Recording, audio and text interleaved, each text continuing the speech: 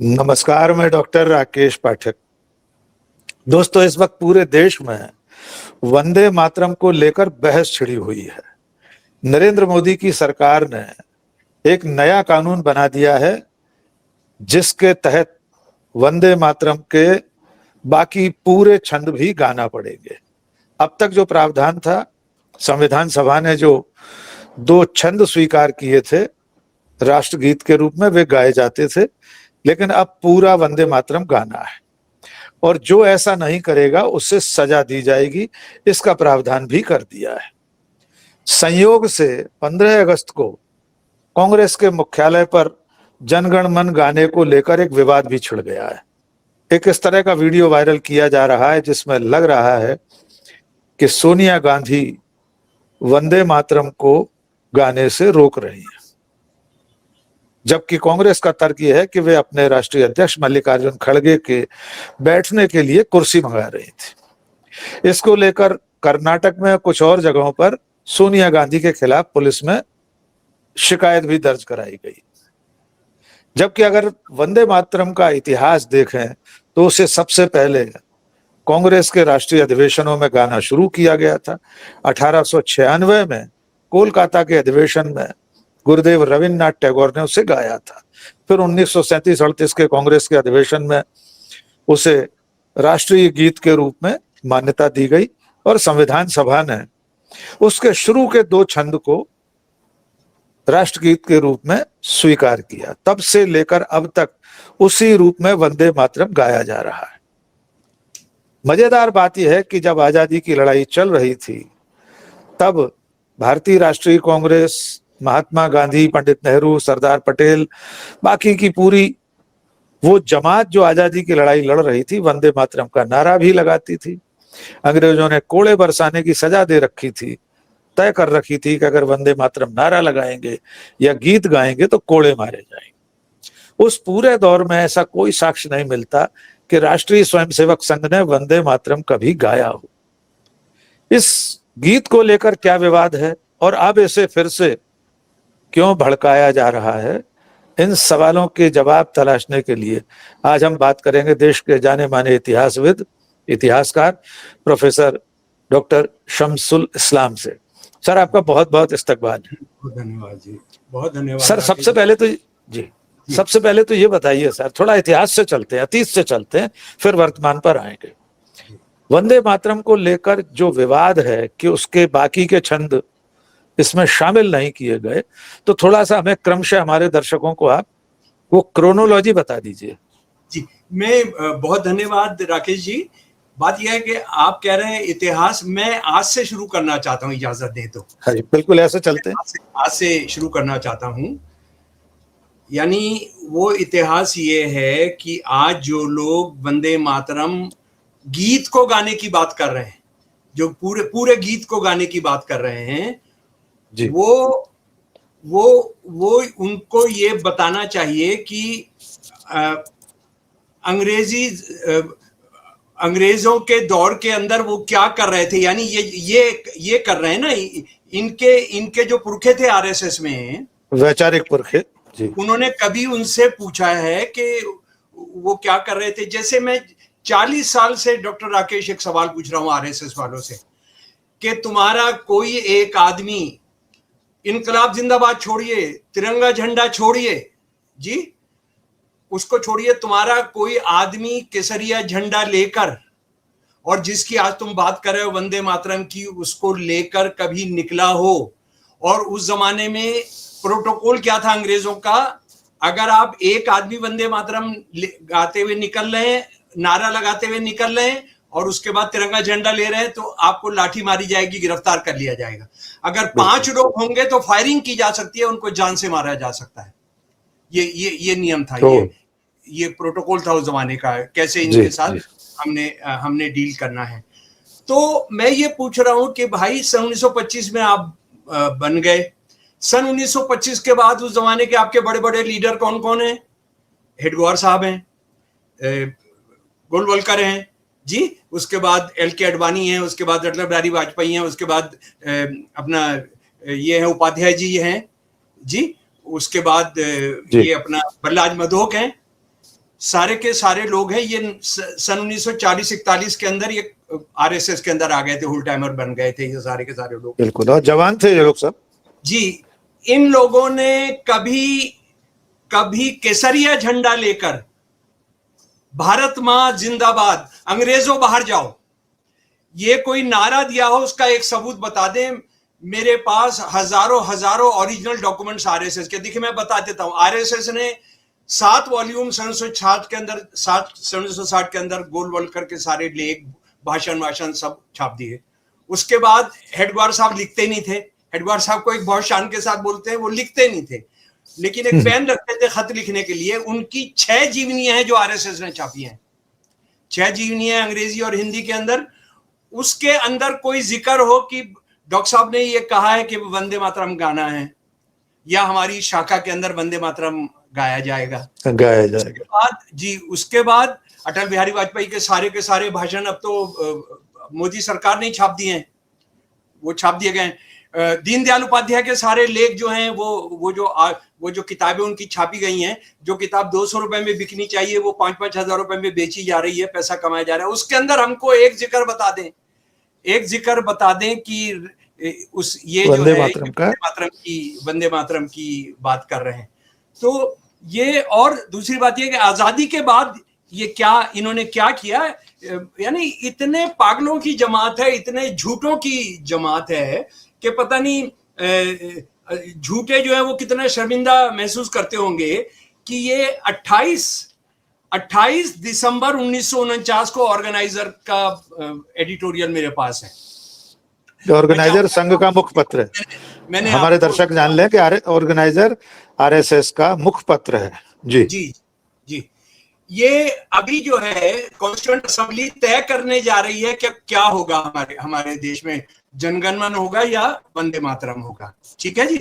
ये जो एडिटोरियल लिख रहे हैं जरा सुन लीजिए कुछ। ये जो है 4 कॉलम का एडिटोरियल है। आप इसका ओरिजिनल मैंने आपको भेजा है, वो लगा दें जनाब। मैंने बताया कि दिसंबर 28, 1949 का। इसमें जरा सुनिए कि क्या बात कही जा रही है।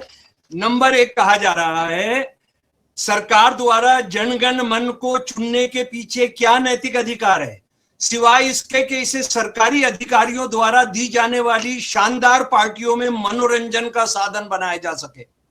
ये अखबार अंग्रेजी में होता है, अंग्रेजी में तो मैं उसकी शर्मनाक भाषा का हिंदी में अनुवाद नहीं कर पाया, अंग्रेजी में सुन लीजिए। What is their moral sanction behind government's choice of Jan Gan Man except that it can be made an item जनाब, ये आइटम नंगे नाच होते हैं जो गाने होते हैं, आइटम। इन लोगों को आइटम के बारे में बहुत इनको जानकारी है। Item of entertainment at sumptuous parties thrown by government officials. आप बताइए, आप इनकी कमीनगी की इंतहा देखिए। उसके बाद जो ये एडिटोरियल खत्म होता है वो भी मैं पढ़कर सुना दो। आप खुद अपने आप उसका आप खुद चाहें तो आप उसका खुद भी अनुवाद कर लें। अगर वंदे मातरम की जगह जनगण मन को मंजूरी दी जाती है तो इसका मतलब होगा कि हमें अब वंदे मातरम कहने का हक नहीं है। मैं माँ की पूजा करता हूं, इसका मतलब होगा कि हम अपनी मातृभूमि से प्यार नहीं कर सकते। इसका यह भी मतलब होगा कि वंदे मातरम को जिंदा दफन किया जाएगा और कब्र पर जनगण मन लिखा होगा। और लास्ट सेंटेंस सुनिए, बड़ी चालाकी वाला सेंटेंस है, क्योंकि कब्र भी जनता की इच्छा से जनगण मन की होगी। यानी ये क्या कर रहे हैं कि जनगण मन को लड़ा रहे हैं वंदे मातरम से।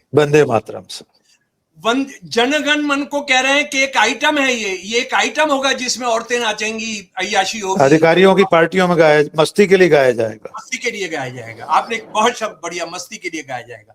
और उसके बाद ये है कि ये जो इस पूरे एडिटोरियल में नेहरू को गाली बक रहे हैं। मैंने कांग्रेस फैसला कर रही है जिसके अंदर सरदार पटेल भी हैं, जिसमें गांधी जी भी हैं, जिसके अंदर नेताजी सुभाष चंद्र बोस भी हैं, जिसमें अब्दुल कलाम आजाद भी हैं। गाली नेहरू को पड़ रही है, सिर्फ गाली नेहरू को पड़ रही है।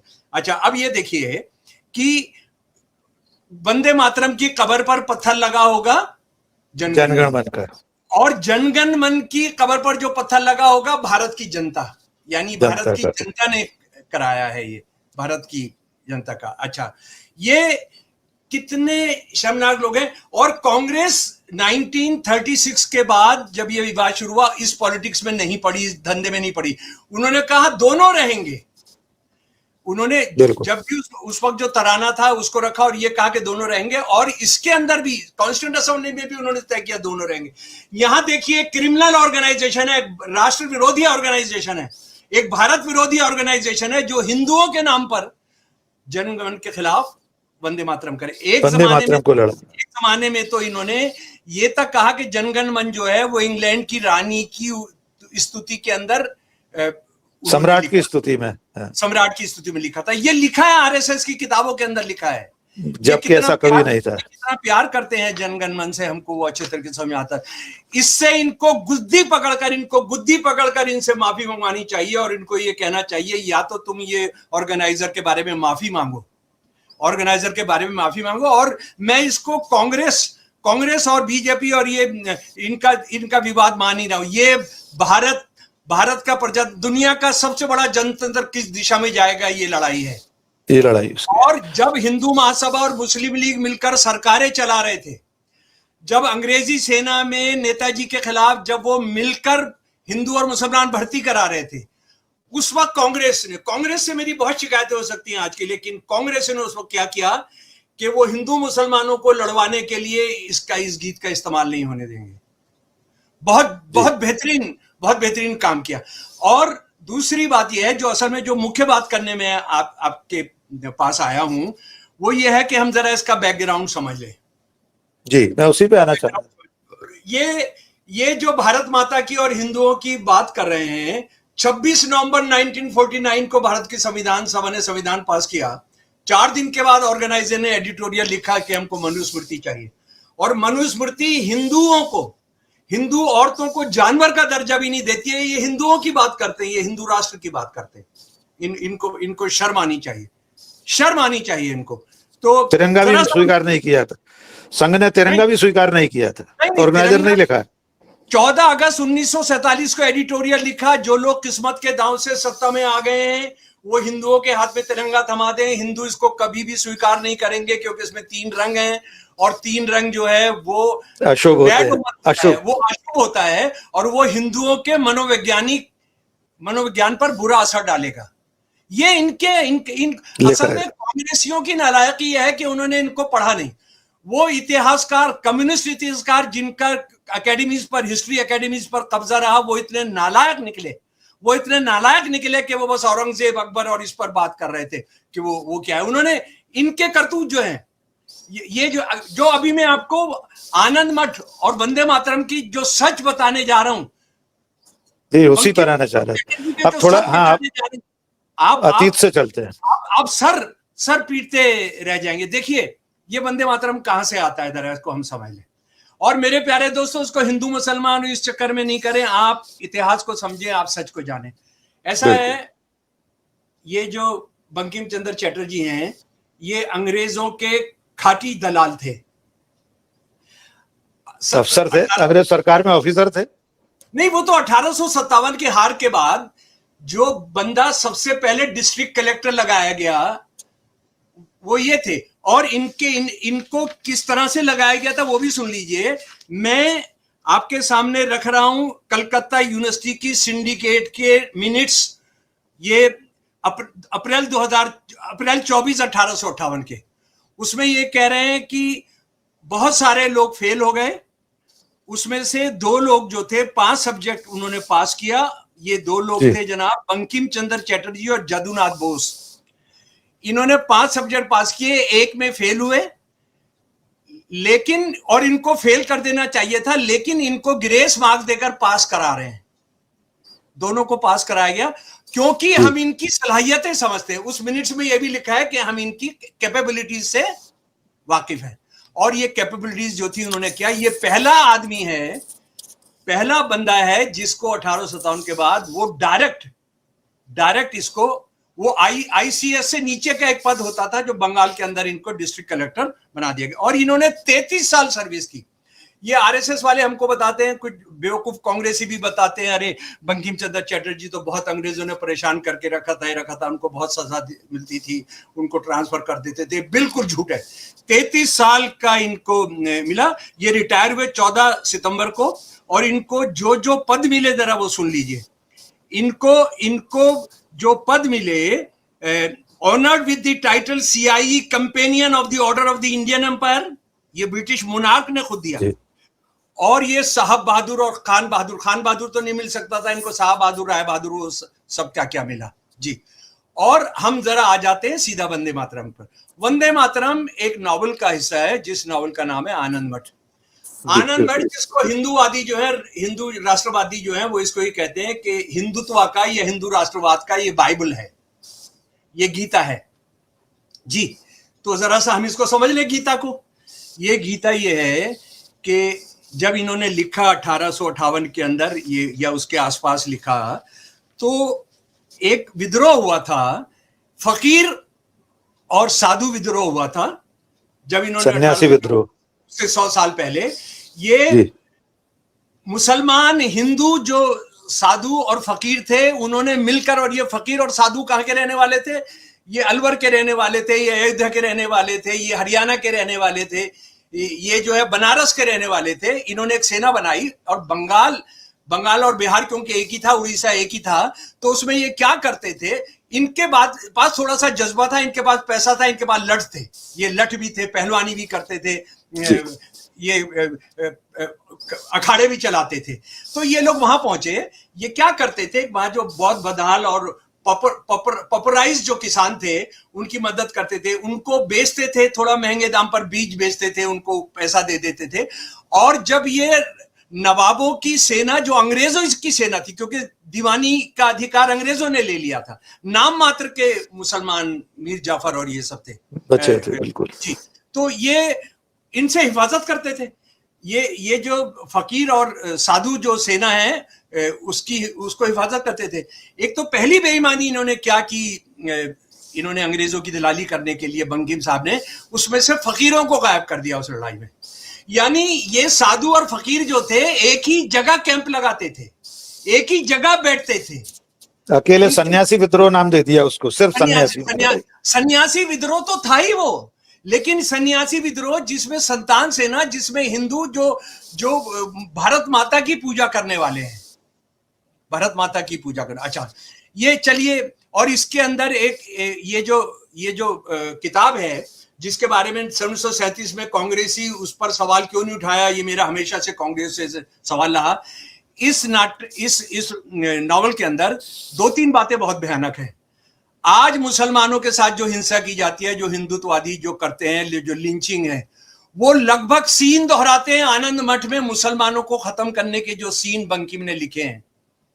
मस्जिदों को आग लगाना, मुसलमान की दाढ़ियों को आग लगाना, उनके लोगों को, उनकी लोगों को लूट लेना, उनसे कहना बोल हरी बोल भरी, कुरान जो है नाकाम साबित हो गया, मोहम्मद जो है गलत साबित हो गया, ये बुलवाना जो आज आरएसएस के लोग हिंदू उस समय हो रहा था, पकड़ कर करते हैं। मेरा रिसर्च ये है कि आरएसएस में ये जो आनंद मठ के सीन है मुसलमानों के खिलाफ, उसको खेल के तौर पे खेला जाता है। और ये जो है, ये सीधा का सीधा आज जो हिंदुत्ववादी जो लिंचिंग ब्रिगेड मुसलमानों के साथ करते हैं या ईसाइयों के साथ करते हैं, 84 वहां से चला था, ये वहां से लिया गया है। तो अच्छा सर, वो जो आनंद मठ में जब ये गीत आया, तो उसमें तो बड़ी संख्या में छंद हैं। फिर जब गुरुदेव टैगोर ने 1896 में कोलकाता अधिवेशन में पहली बार गाया, उसके बाद थोड़ी सी इस पर आपत्तियां हुई कि अंतिम जो छंद, नहीं, उससे पहले थोड़ा सा और समझ लीजिए। इसका पहला अंग्रेजी अनुवाद करते हैं अरोबिंदो इसका अनुवाद करते हैं एंथम ऑफ बंगाल जी, बंगाल का तराना, क्योंकि ये बंगाल को लेकर ही लिखा गया। नदियां बह रही हैं, चिड़ियां चहचहा रही हैं, हाँ जी, वो नारियल लदा हुआ है, पेड़ जो है वो फलों से लदे हुए हैं, और 7 करोड़ लोग अपनी भुजाएं उठा रहे हैं। 7 करोड़ आबादी थी बंगाल प्रांत की, जिसमें बिहार और उड़ीसा शामिल थे। ये उन्होंने लिखा है कि इसका इंडिया से कोई ताल्लुक नहीं, ये सब बंगाल का तराना है। इसी चीज को समझते हुए कांग्रेसियों ने ये फैसला किया था कि ये सारे देश पर लागू नहीं होता, और उसके साथ कई दूसरी प्रॉब्लम भी थी, ये धुन में नहीं बन सकता था। जब ये गाना बंगो दर्शन में छपा 1886 सबसे पहले बंग दर्शन जी, तो ये कहा गया कि ये क्या बंगाली जात्रा की तरह से तुमने गीत लिख दिया है। बंगाली जात्रा के गीतों को बड़ा जलील माना जाता था साहित्य में जी, कि ये बंगाली यात्रा तुम क्या बंकिम चंद्र चटर्जी तुम क्या लिख रहे हो, क्या कर रहे हो तुम। तो इसको रद्द कर दिया गया। लेकिन आनंद मठ की जरूरत थी बंकिम चंद्र चटर्जी को अंग्रेजों की सेवा करने के लिए और हिंदू राष्ट्रवाद का खंबा गाड़ने के लिए, तो उन्होंने उसको शामिल किया। अच्छा, अब आ जाइए, ये कैसे फैला। बंगाल बंटवारा होता है, बंटवारा किया जाता है, भंग के समय ये सबसे ज्यादा नारा लगा, उसमें ये नारा बन जाता है और हिंदू और मुसलमान दोनों मिलकर नारा लगाते हैं, वंदे मातरम अल्लाह अकबर। सुन लीजिए, मैं अमित शाह से पूछना चाहता हूं, क्या वंदे मातरम के साथ तू आज अल्लाह अकबर का नारा लगवाएगा? ये सारे बंगाल के अंदर पॉपुलर होता है वंदे मातरम अल्लाह अकबर। गाने की कोई बात ही नहीं हो रही है, गाने को कोई समझना ही नहीं चाहता है। जो बात के बहुत बड़े कम्युनिस्ट लीडर हैं एम ए रसूल, वो 12 साल के अंदर किसान यूनियन की मीटिंग हो रही है, वो गाना गाते हैं और उनको बहुत मारा जाता है। इससे पूरे बंगाल में रोष फैल जाता है। वो जो न्यूज वायरल होती है एम ए रसूल कॉमरेड एम ए रसूल के पिटने की, और ये गाया जाता है। और इस गाने का इतना जबरदस्त असर है बंगाल के लोगों पे कि जो पहले विश्व युद्ध के अंदर जो हिंदुस्तानी सिपाही बंगाल से गए हैं, वो अंग्रेजों से कहते हैं, देखिए जनाब, हम ये जर्मनी के और टर्की के मोर्चों पर हम हमला बोलेंगे तो हम तो वंदे मातरम के आदी हैं, वंदे मातरम हम वहां अपनी सेना में, बंगाल में भी आपके लिए हम यही बोलते हैं। अंग्रेजों की सेवा करते हैं और वंदे मातरम एक जोश दिखाने वाला है। तो आप अंग्रेजों को पता है कि हम इंडिया के अंदर गिरफ्तार कर रहे हैं, तो अंग्रेजों कहते हैं जनाब अगर आप लगाने देंगे तो हम जोर से हमला करेंगे। कहते हैं लगाओ। अंग्रेज कमांडर कहते हैं कि आप लगाइए वंदे मातरम, लेकिन आप टर्किशों को, जर्मन्स को और इनको जो है आप हराइए, ऑटोमेटिक हराइए। अच्छा, अब बात यह है, नंबर 1 गाना, वो गाना जो संस्कृत में है और बंगला में है, और एक गाना जो हिंदुस्तानी के अंदर है, जो हिंदी के अंदर है जी। आप उन दोनों में कोई कंपैरिजन हो ही नहीं सकता है, कोई कंपैरिजन हो नहीं सकता है। और ये बहुत बेईमानी की गई थी कि कॉन्स्टिट्यूंट असेंबली के आखिरी दिनों में भारत एकमात्र देश है कि जहां आप नेशनल एंथम के साथ एक राष्ट्रगीत भी रख देते हैं। ये राज्यों में तो होता है, जो हमारी यूनिट्स हैं उनमें तो होता है। हाँ बिल्कुल, राज्य गीत अलग हो सकते हैं। कौन लोग आज बात कर रहे हैं? असल में जब हम कहते हैं कि आरएसएस वाले जनगण मन चाहते हैं और वंदे मातरम चाहते हैं, वो वंदे मातरम ही चाहते हैं। जनगण मन को तो वो गाली और अय्याशी का गाना समझते हैं। ये लोग जो हर चीज में एक नेता चाहते हैं, एक झंडा चाहते हैं, एक आइडियोलॉजी चाहते हैं। आप देखिए, भारत के जनतंत्र को हमला करने के लिए 2 गीतों पर आ गए, 2 गीतों पर आ गए। और ये वंदे मातरम इस देश में सांप्रदायिकता फैलाने का क्या अड्डा बन रहा है। मैं उसके 2 उदाहरण देता हूं उस जमाने के। नेताजी ने आजाद हिंद फौज बनाई, नेताजी ने वंदे मातरम पर बैन लगा दिया कि वंदे मातरम, नेताजी आ रहे थे ना, बंगाल से आ रहे थे, और बंगाल में ये श्यामा प्रसाद मुखर्जी और आरएसएस के लोग, हिंदू महासभा के लोग क्या कर रहे थे वो जानते थे। इस पर पाबंदी लगा दी और जय हिंद दिया। उन्होंने कंपल्सरी किया कि जय हिंद करेंगे। और उसके बाद मैं रिक्वेस्ट करता हूं, जो लोग इसमें ईमानदारी के साथ इस देश को बचाने के लिए इस बहस में पढ़ना चाहते हैं, कि उन्होंने इसका आनंद मठ का सबसे पहला अनुवाद हुआ। नरेश चंद्र सेनगुप्ता एक महानतम हिंदी और बंगला के लेखक थे। दी एबे ऑफ ब्लिस, 1906 में उन्होंने लिख दिया कि ये जो बंकिम ने किया है, ये हिंदुस्तान के हिंदू मुसलमानों के बीच में तो दरार डालेगा, कभी पार्टी नहीं जाएगी। नरेश चंद्र सेनगुप्ता वो हैं जो प्रोग्रेसिव राइटर्स कॉन्फ्रेंस का 1936 में लखनऊ में इनॉग्रेशन भी करते हैं। ये पढ़िए इसको, जिसको चाहिए मैं दे दूंगा, ये नहीं अवेलेबल है कहीं भी। सन 1906 में इंट्रोडक्शन के अंदर लिख रहे हैं। और आनंद मठ कहां खत्म होता है? मैं आरएसएस वालों से कह रहा हूं कि तुम आनंद मठ को कंपलसरी कर दो, आनंद मठ को पढ़वाना कंपलसरी कर दो इस देश की यूनिवर्सिटीज के अंदर, और तुम्हारे इतने जूते पड़ेंगे, तुम्हें लोग नंगा करके घुमाएंगे। आनंद मठ के लास्ट के 2 पेज में आपको पढ़कर सुना रहा हूं, ईमानदारी से, जिसमें भी जरा सा जज्बा है इस देश का, जरा सा जज्बा सुन लीजिए। होता यह है कि संतान सेना जो है, एक तो संतान सेना, या बंकिम चंद्र चटर्जी साहब बता रहे हैं संतान सेना कहां ठहरी हुई है, उन मंदिरों में ठहरी है, बौद्ध मंदिरों के अंदर, और उसको उन्होंने हिंदूकरण किया है। यह भी बड़ी शान के साथ बंकिम बता रहे हैं कि सनातन सेना के पहले बौद्ध मंदिर थे, वो है भी, वो तो विवेकानंद कह रहे हैं कि जो पुरी का जो मंदिर है वो जो है बौद्ध मंदिर था, विवेकानंद कह रहे हैं हमने उसको हिंदू किया। तो ये जो संतान सेना है, इसके बड़े सत्यानंद ठाकुर उसके लीडर हैं। तो ये मुसलमानों को हरा देते हैं, यानी मुसलमानों को हराते थे, और लेकिन मुसलमान राज्य जो है उसमें सारा पुलिस फौज सारी अंग्रेज के साथ ही है, अंग्रेज के साथ है, ये हरा देती है। और हराने के बाद ये फिर उसी मंदिर में, बौद्ध मंदिर में, जो हिंदू मंदिर है, उसमें आके एक मीटिंग कर रहे हैं और कह रहे हैं कि देखिए अब हमने बज से, जो हेडक्वार्टर था इसका बंगाल का कलकत्ता के पास, उनको तो हरा दिया, अब हमने तैयारी करनी है अंग्रेजों को हराने की। ये बातचीत कर रहे हैं। तो इस नावल में बार बार एक ऊपर से एक डॉक्टर साहब आते हैं आसमान से उतरकर।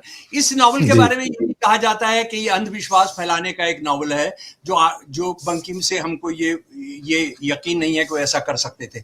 मुर्दों में जान डाल दे रहे हैं, कोई खोया हुआ उसको ऊपर से भगवान आ जाते हैं। तो आज के जो इसके सुपरस्टिशन के खिलाफ जो कानून है, उसमें तो ये नावल बैन किया जा सकता है, इसमें इतना हुआ है। जरा सुन लीजिए, ये जो आते हैं डॉक्टर साहब से, सत्यानंद आज माघी पूर्णिमा है, चिकित्सक जो डॉक्टर साहब आए हैं, चलिए मैं तैयार हूं, लेकिन हे महात्मा मेरा संदेह दूर कीजिए, मैंने जिस समय युद्ध जीतकर सनातन धर्म को निष्कंटक किया, उसी समय मेरे प्रति परित्याग का ये आदेश क्यों हुआ? ये डॉक्टर साहब ये कह रहे हैं अब हमारे साथ चलो तुम यहां से सामान समेटो। तो डॉक्टर साहब ने कहा तुम्हारा कार्य सिद्ध हुआ, मुसलमान राज्य विनिष्ट हुआ है, अब तुम्हारा कोई काम नहीं है, कारण जीव हत्या की आवश्यकता नहीं है। सत्यानंद, मुसलमान राज्य विनिष्ट हुआ है लेकिन हिंदू राज्य स्थापित नहीं हुआ, अब भी कलकत्ते में अंग्रेज प्रबल हैं। डॉक्टर साहब, अभी हिंदू राज्य स्थापित ना होगा, तुम्हारे रहने पर अकारण नर हत्या होगी, इसलिए चलो। ये जो सत्यानंद है बहुत रोने लगते हैं, अरे प्रभु यदि हिंदू राज्य स्थापित ना होगा तो कौन राजा बनेगा, क्या फिर मुसलमान को राज्य मिलेगा? डॉक्टर साहब कहते हैं नहीं, अब अंग्रेजी राज होगा। मैं नहीं कह रहा हूं, ये कोई कम्युनिस्ट नहीं कह रहा है, ये बंकिम साहब का आनंद मठ, आरएसएस की गीता, आरएसएस की बाइबल, हिंदू राष्ट्र की। अभी सुनिए, सत्यानंद और जोर से रोने लगते हैं। वो मां की प्रतिमूर्ति की तरफ मुड़कर हाथ जोड़े रूंधे स्वर में कहने लगते हैं, हाय मां, तुम्हारा उद्धार ना कर सका, फिर तुम मलेच्छों के हाथ पड़ोगी। संतान का अपराध मत लेना, हाय मां, आज रण क्षेत्र में क्यों मेरी मौत नहीं हुई।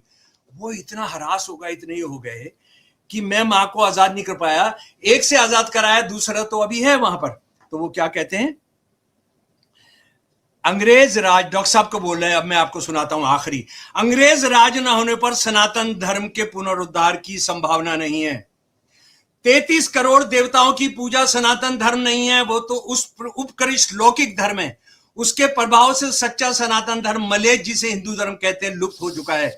इसलिए अंग्रेज को राजा बनाएंगे। अंग्रेजी शिक्षा के कारण इसे देश के लोग बहिस्तत्व में सुशिक्षित होकर अंतस्तत्व को समझने में सामर्थ्य होंगे, तब सनातन धर्म के प्रचार में कोई बाधा नहीं रहेगी। सत्यानंद बोलते, हे महात्मा, यदि अंग्रेज को राज करना ही आप लोगों का अभिप्राय है, यदि इस समय अंग्रेजी राज्य इस देश के लिए मंगलकारी है, तो आप लोगों ने हमें इस नृशंस हत्या में क्यों लगाया था? वो ये कहते हैं, अंग्रेजी राज्य स्थापित होगा इसीलिए तुमसे विद्रोह कराया था। अंग्रेजी राज्य स्थापित होगा इसीलिए तुमसे विद्रोह कर। अब चलो ज्ञान प्राप्त कर, तुम सभी बात समझ लोगे। और महापुरुष क्या बोलते हैं, व्रत सफल हुआ, तुमने मां का मंगल किया, अंग्रेजों का राज्य स्थापित हुआ है। अब युद्ध विग्रह त्याग दो, लोग कृषि कार्य में लगे, धरती शास्य शालिनी हो और लोगों की संपत्ति बढ़े। और वो फिर बहस करते हैं सत्यानंद कि समझ में नहीं आ रहा है शत्रु कौन है। अब शत्रु कोई नहीं है, अंग्रेज मित्र राजा है। फिर अंग्रेजों के युद्ध में अंत तक विजयी हो ऐसी शक्ति किसी में नहीं है। यह हिंदू राष्ट्र का आधार है, अंग्रेजों की गुलामी करना, उनका गू साफ करना।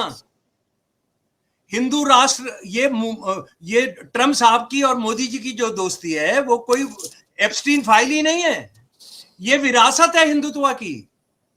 मुसलमानों को मारना है, उनको खत्म करना है, जिनका कोई लेना देना नहीं, अंग्रेजों की और अंग्रेजों की सेवा करनी है। हाँ, अंग्रेजी राज की स्थापना का स्वागत करना है। सेवा तो मैं भी कर रहा हूं क्योंकि सारा अमेरिकी पैसे से पेंशन मिल रही है, सेवा तो उनके पैसे की मैं भी कर रहा हूं। नहीं, अब मेरा एक सवाल है, आरएसएस वाले भारत की संसद के अंदर आनंद मठ पर जो कुछ अरबिंदो ने लिखा, जो कुछ ये सेन साहब ने जो बोला, और इसका अंतिम जो 8वां भाग है उसको पढ़वा दे। नहीं पढ़वा पाएंगे डॉक्टर राकेश जी, क्या ये देश बर्दाश्त करेगा? ये बहस बहुत अच्छी, आरएसएस अपने आप फंस रही है अपने खेल के अंदर। देखिए, नौजवानों को कॉकरोच कहकर, अब नौजवानों को कौन नक्सल, उससे पहले अर्बन नक्सल कहकर ये फंसे दिमागी नक्सल, ये फंसे है ना। इस पर अगर कांग्रेस घेरना चाहे तो घेर सकती है। नंबर सर, मेरा एक सवाल है सर। जी, संविधान सभा ने जिस रूप में उसे स्वीकार किया था, क्या उसे बदलने का अधिकार संसद को इस तरह है? मैं एक वैधानिक प्रश्न पूछ रहा हूं। कर ही नहीं सकते, क्योंकि संविधान सभा ने तो 2 छंद स्वीकृत किए थे राष्ट्रगीत के रूप में। जी, ये कर ही नहीं सकते तो, अच्छा, दूसरी बात है, मुसलमान तो गरीब की जोरू है, उसके साथ कुछ भी कर लो। सिख माइनॉरिटी स्कूल में पढ़वा पाओगे इसको? नागालैंड और नॉर्थ ईस्ट की सारी स्टेट्स ने कह दिया हम नहीं करेंगे, केरलम ने कह दिया हम नहीं करेंगे। करो ना इसको। आरएसएस वालों, तुमने इस देश को खंडित करने का तय किया है। तुम इतने टुकड़े कराओगे वंदे मातरम के नाम पर कि इस देश के आगे आने वाले जो है उसको गिनती नहीं कर पाएंगे। इसको करवाओगे ना तुम, पंजाब के अंदर करवाओ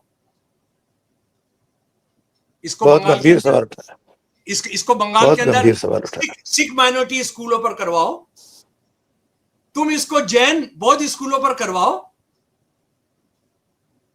इन्होंने काम किया है देश को तोड़ने का। गांधी के जो मारा इस नाम पे कि वो देश को हम जोड़ना चाहते हैं, खंडित किया इन्होंने देश को। 2 नेशन थियरी सबसे पहले इन्होंने दी सन 1906 में भाई परमानंद ने, कि मुसलमानों को यहां से बाहर करो। जिना इनके साथ हो लिया बाद में 50 साल के बाद। जिन्ना से पहले तो सावरकर ने दी सर। नहीं, सावरकर से तो बहुत पहले भाई साहब, सन 1906 में भाई परमानंद ने। नहीं, वो उन्होंने दी उस जिन्ना से पहले सावरकर। जिन्ना से तो इस सावरकर से बहुत पहले, सावरकर से 12 साल पहले लाला लाजपत राय ने कहा कि हम 4 पाकिस्तानी 5-6 जहां मुसलमानों का बहुमत है वहां एक और पाकिस्तान दे देंगे। आपसे मैंने एक बार कहा था कि हमको 2 नेशन थ्योरी पर बात करनी चाहिए। तो चलिए, तो बात यह है, उस पर जरूर किसी दिन बात करेंगे सर। हमको बताओ तुमने 1925 से लेके 1947 तक तुम्हारे कितने आदमी शहीद होना, डंडा खाना तो छोड़िए, तुमको 5 मिनट के लिए जेल में पकड़ कर ले गए हो कि तुमने वंदे मातरम गाया। तुम्हारे किसी अपने खत के अंदर, क्योंकि इसके खत हैं हेडगवार के, कि आज ये करना है, कल ये करना है, परसों ये करना है, तरसों ये करना है, ये तक खत हैं कि तिरंगा झंडा नहीं लहराना है। तुमने आजादी के दिन जो 26 जनवरी को तय किया था सन 1929 में लाहौर अधिवेशन में, उस दिन तुमने केसरिया लहराना है। उस दिन तो बाकायदा निर्देश जारी किया था हेडगेवार ने कि कोई तिरंगा नहीं फहराएगा अपने घरों पर, जब लाहौर अधिवेशन में कांग्रेस ने। छोटे मामले, एकदम इतने मामले पर तुम आदेश देते हो। हमको बताओ ना कि आज तुमने सदर बाजार निकलना था, आज तुमने भोपाल निकलना था, भगवान में चौराहे पर निकलना था तुमने, आज तुमने वंदे मातरम गाना है। और वंदे मातरम छोड़िए, हिंदू राष्ट्र जिंदाबाद ये नारा लगाने के लिए तुम अगर निकले हो जलील लोगों, नहीं, उन्नीस मुसलमानों से राष्ट्रवाद का हिसाब चाहते हो, मुसलमानों से चाहते हो।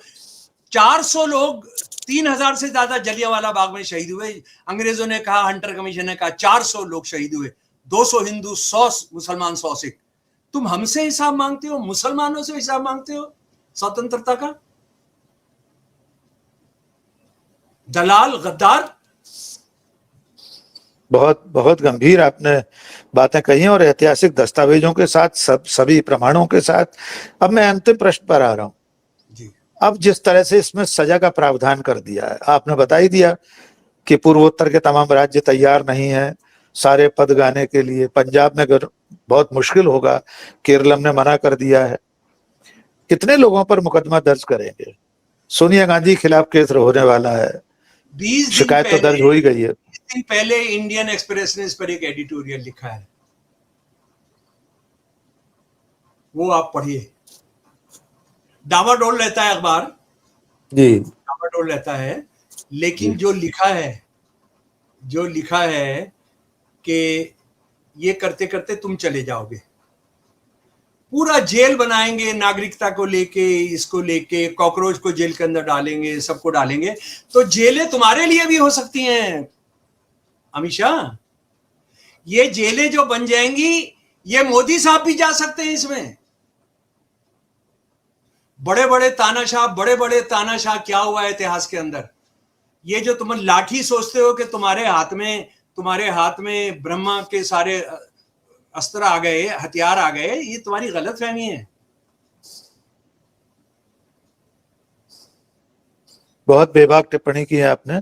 और हमारे दर्शकों को वंदे मातरम को लेकर जो विवाद चल रहा है, आपने अतीत से अब तक इतिहास के एक एक पन्ने को खोलकर दिखा दिया है। आपने जितने तथ्य बताए हैं सब प्रामाणिक हैं, ऐतिहासिक हैं। और सबसे अहम तथ्य यह है कि राष्ट्रीय स्वयंसेवक संघ 1925 में बन गया था। हिंदू महासभा तो उससे भी पहले स्थापित हो गई। इन लोगों ने आजादी की लड़ाई में कभी वंदे मातरम नारा नहीं लगाया, कभी वंदे मातरम गीत नहीं गाया, कभी डॉक्टर हेडगेवार गोलवलकर के संघ के किसी भी लिखत पढ़त में, किसी भी साहित्य में वंदे मातरम के बारे में। जी, एक बात और, माफ कीजिए, भूल गया। स्वतंत्रता आंदोलन में जो कांग्रेसी तिरंगा झंडा लेके वंदे मातरम लेकर निकलते थे, उनको ये लाठियों से हमला करते थे हिंदू महासभाई। दस्तावेज है उस जमाने के मेरे पास। उनको मारते थे, पीटते थे, उनको लहूलुहान कर देते थे। बिल्कुल। खादी पहनने वालों के जो कांग्रेसी वंदे मातरम और तिरंगा लेकर निकलते थे, इनका एक सरपरस्त था, इनका फाइनेंसर, मैसूर का राजा। एक ही दिन 36 कांग्रेसियों को मारा था, गोली से मारा था तिरंगा झंडा उठाने के लिए। और उसके सपोर्ट में सावरकर गया था वहां कि हिंदू राजा को अगर किसी ने ये फेक नेशनलिस्ट ने अगर किया तो हम छोड़ेंगे नहीं उनको। बिल्कुल। उस दौर में सर इतिहास गवाह है कि खादी पहनने तक पर, गांधी जी वाली खादी पहनने पर हिंदू महासभाई कपड़े फाड़ देते थे कांग्रेस कार्यकर्ताओं के, या कोई भी व्यक्ति। ग्वालियर तक में इसके प्रमाण है मेरे पास, ये किताबें हैं कि ग्वालियर जैसे शहर में हिंदू महासभा के लोगों ने खादी पहनकर सड़क पर निकले लोगों को मारा, पीटा, कपड़े फाड़ दिए उनके। तो संघ और हिंदू महासभा ने कभी वंदे मातरम का गान नहीं किया, कभी नारे नहीं लगाए, जनगण मन को भी नहीं अपनाया। तिरंगे बोल रहे हैं कि वो अय्याशी का आइटम है। वो आइटम बता रहे हैं। आजादी के बाद बोल रहे हैं भाई साहब, आजादी के बाद। जी, 1949 का आर्टिकल है। आपने जो अभी दिखाया, आज जीती जागती ऑर्गेनाइजेशन होती, इसको लेके घुसा देती, इस ऑडिटोरियम को लेके घुसा देती। बिल्कुल सही बात। तो लोगों के जहन में घुसेंगी अब धीरे धीरे चीजें। हम और आप जो बात बता रहे हैं, और हम लोग सब तथ्यात्मक बात कर रहे हैं, इसमें कोई राजनीतिक बात नहीं है। देश की बात है, देश को बचाने की बात है। देशभक्ति का पैमाना कोई सत्ताधारी पार्टी, कोई नेता तय नहीं करेगा। धर्म, जाति, भाषा, वर्ग, संप्रदाय, इससे ऊपर हर व्यक्ति देशभक्त है। लेकिन उनसे सवाल जरूर पूछा जाएगा कि जब देश आजादी की लड़ाई लड़ रहा था तब आपके वैचारिक पुरखे क्या कर रहे थे? तब वे अंग्रेजों की सेवा कर रहे थे। 1942 के भारत छोड़ो आंदोलन में हिंदू महासभा और राष्ट्रीय स्वयंसेवक संघ दूर खड़े थे, इसके उलट अंग्रेजों का साथ दे रहे थे। कानपुर अधिवेशन में सावरकर ने कहा कि कांग्रेस पर प्रतिबंध लग गया है। 9 अगस्त को प्रतिबंध लग गया था 1942। हम और मुस्लिम लीग खाली हैं हिंदू और मुसलमानों को रिप्रेजेंट करने के लिए। मैदान खाली है, आइए हम जी। आज जो है 9वां दिन है क्विट इंडिया मूवमेंट का 1942 में। आज 85 जगह फायरिंग चल रही थी और ये लोग मिलकर, हिंदू महासभा और मुस्लिम लीग मिलकर सरकारें चला रहे थे। आज चले जाइए जरा 1942 में, आज के दिन। बिल्कुल। आज 17 तारीख है। Bengal, North East Frontier Province और सिंध, तीनों जगह हिंदू महासभा और मुस्लिम लीग मिलकर सरकारें चला रहे थे। न केवल सरकारें चला रहे थे बल्कि भारत छोड़ो आंदोलन की कमर तोड़ने के लिए प्रोफेसर श्यामा प्रसाद मुखर्जी बंगाल के गवर्नर को चिट्ठी लिख रहे थे, उसमें तरीके बता रहे थे। डिप्टी प्राइम, मुस्लिम लीग का प्राइम, उस वक्त चीफ मिनिस्टर को प्राइम मिनिस्टर कहते थे। जी, फजलुल हक मुस्लिम लीग का प्राइम मिनिस्टर था, फजलुल हक, और ये डिप्टी प्राइम मिनिस्टर था। और इसका गुणगान करते हुए एक चिट्ठी लिखी है सावरकर ने कि देखिए हमारा कितना काबिल, हमारा कितना आदमी, हिंदू संगठनिस्ट श्यामा प्रसाद मुखर्जी ने 1 साल से ज्यादा वहां सरकार चलाई। भाई साहब, ये कुफर और झूठ का गढ़ा भर गया है। ये रह नहीं पाएंगे अब। चलिए देखते हैं आगे। कांग्रेसी जरा सी ताकत लगा देना, कांग्रेसी इसको लेके अगर घूम जाए इस सबको लेकर, और मान ले कि तुम्हारा जो लिखित इतिहास है उस समय का 1947 तक का, उसमें हमको एक बार बता दो। बिल्कुल, कांग्रेस खैर अपना जाने, लेकिन हम और आप तो एक राजनीतिक प्रेक्षक के रूप में, एक पत्रकार और आप एक इतिहासकार के रूप में तथ्यों के साथ बात कर रहे हैं, देश को बता रहे हैं कि हकीकत क्या है। देशभक्ति, राष्ट्रवाद के नाम पर जो लोग सबसे ज्यादा ढोल बजा रहे हैं वे आजादी की लड़ाई में कहीं शामिल नहीं थे। वंदे मातरम से हमने बातचीत शुरू की थी जी। वंदे मातरम जो गाना है वो राष्ट्र विरोधी अंग्रेजों की दलाली के नॉवल का हिस्सा है, इसलिए उसको कभी होना ही नहीं चाहिए था। ये सवाल कांग्रेस ने उस वक्त लड़ना चाहिए था। बिल्कुल, बहुत बड़ी बात कही है। और आज की इस बातचीत के लिए हमारे साथ प्रोफेसर शम्सुल इस्लाम थे। उन्होंने ऐतिहासिक दस्तावेजों के साथ बहुत सी नई जानकारियां साझा की हैं। दर्शकों से आग्रह है कि कमेंट करके जरूर बताइएगा ये बातचीत आपको कैसी लगी। अगर हमारा चैनल अब तक सब्सक्राइब नहीं किया तो चैनल को सब्सक्राइब कर लीजिए, दोस्तों और शुभचिंतकों के बीच में साझा कीजिए। बहुत बहुत शुक्रिया सर, बहुत बहुत शुक्रिया।